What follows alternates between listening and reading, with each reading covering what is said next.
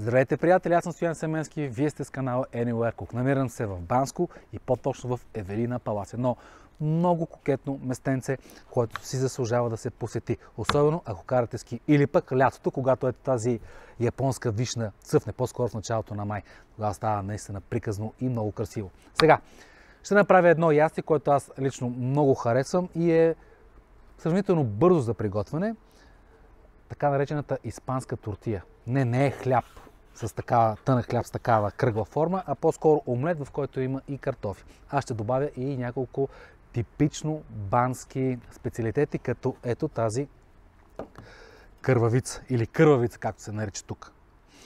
Има див кимион и още няколко други подправки, като прас, сол, черен пипер. Аз лично харесвам банската и разложката кухня и затова доста често използвам такива подправки като див кимион, резане, например, който много прилича на дивия кимион.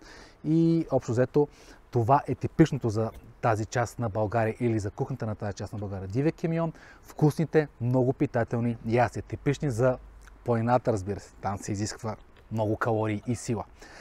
Но до кървавицата ще стигна след малко. Ще има гъби, сварени картофи, тези също са местни, и чесън. Това е общо взето хубав омлет, наистина богат и страшно вкусен. Взел съм си любимото котлонче с един тиган с капак, малко духа вятър. Ще сложа един ветробран след малко, ако се наложи, за да не гасне котлона, и готвя. Така, това май ще е голямо парче. Тази кървавица може да се сложи някъде да изсъхне, след това да се изпече на жар или да се яде и така изсъхнала. Режа я на сравнително големи парчета и след това я запържам в малко масло. Ще я извадя и на нейно място ще сложа гъби, печурки. Може да сложите или да добавите манатарки, също и челядинки. Общо взето всякакъв вид гъби вършат работа. Печурките са, знаете, намират се навсякъде. Сравнително ниска е цената, така че за това ястия са идеални. Картофите са предварително сварени, нарочно сме ги оставили необелени. Между другото са много сладки. Някой ще каже с един и същи ноши картофи и месо. Да, всичко отива в тигана. Даже ако не бяха включени камерите, щях да си хапна и картоф. Нямам проблем с това.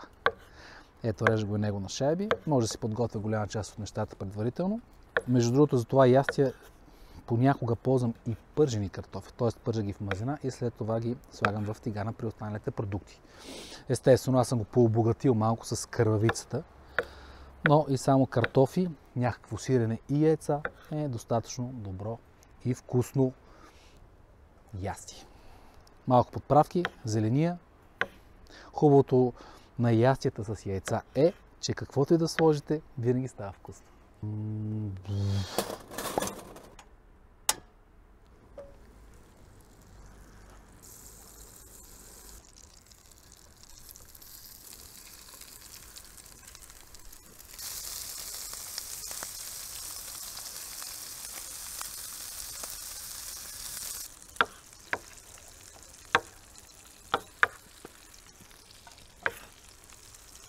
Подухва си ветрец, затова имаме нужда от тази джунджурийка.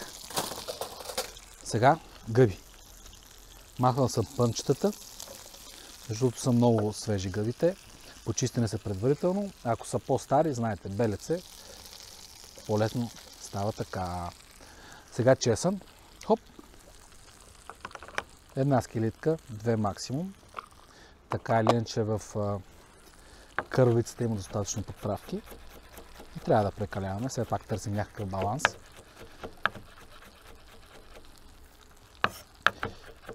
Ето така нарязан на едро.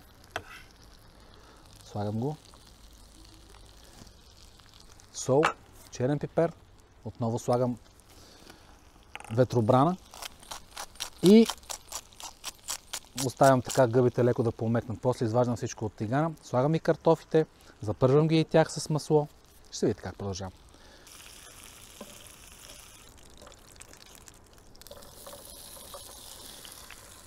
Време за малко пресен лук. Да речем 3 стръка. Предварително съм го почистил. Нарязвам го на тънко. Най-добрият приятел на готвача, знаете ли кой? Може, разбира се. Ако искате и вие да разполагате с хубави ножове, тогава в описанието може да откриете къде да си вземете, като ползвате и 10% отстъпка. Хоп, лука е готов. Връщам гъбите, чесъна и кървавицата вътре. При картофите. Леко е така разпределям навсякъде да има еднакво количество кървавици, картофи, гъби.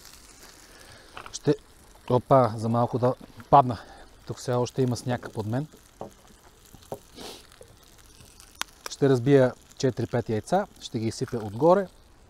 Ще добавя лука, още малко сол и черен пипер евентуално и ястието е готово.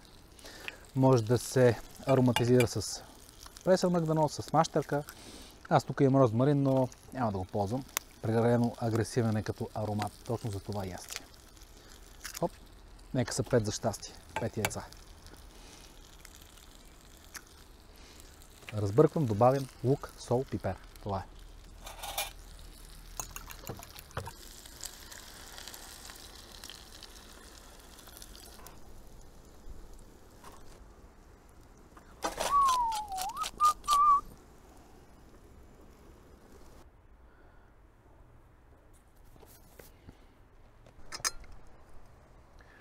Нека си духа. Аз имам пукче, освен това вкусен омлет и чаша студена бира. Вкусно и засищащо ястие е това. Със сигурност ще ви хареса. Може да импровизирате колкото искате. Важното е да има картофи, и то български, и яйца. Оттам нататък каквото ви сърце желая. А аз продължавам да си хапвам, да си пивам в Евелина Палас, град Банско.